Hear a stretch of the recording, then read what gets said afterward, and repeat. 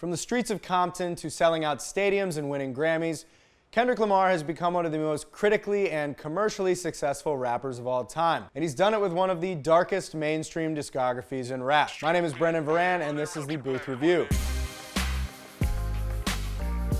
Kendrick Lamar's Swimming Pools is an odd party anthem.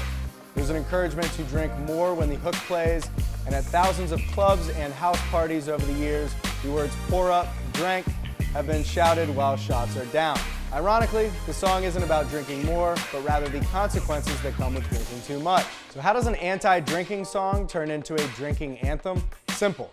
It sounds fun. The production is radio ready, Kendrick's chorus is melodic and infectious, and there's a simplicity that grabs listeners looking for something catchy. Kendrick isn't selling the idea of drinking blissfully though.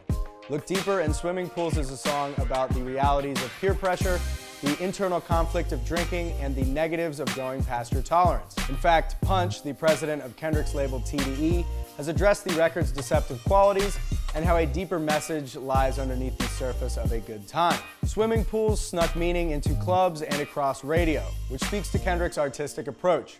As hip-hop's Trojan horse, Kendrick is able to pack meaning into commercially successful records and therefore make the message's impact that much greater.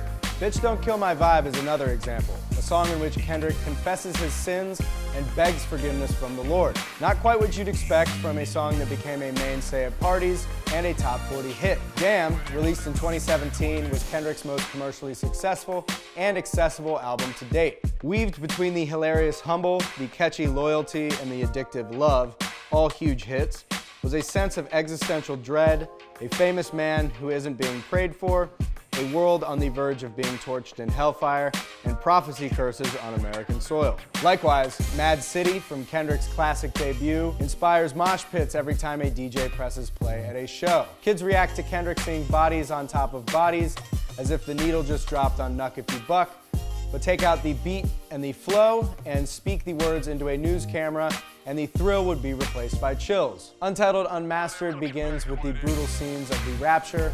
Kendrick's death is the first thing you hear on Damn, and you can't reach the uplifting hit single All Right from To Pimp a Butterfly without first confronting the darkness of You. That's the thing.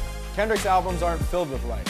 Any brightness is an illusion, and any fun is deception. And yet, he's become one of the most popular MCs of our time, with chart-topping hits, platinum-selling albums, and endorsements from huge companies like Reebok and Nike. Punch admitted to us on Twitter that not only does Kendrick knowingly employ a Trojan horse tactic to his music, but that he's even referenced the approach in an unreleased song.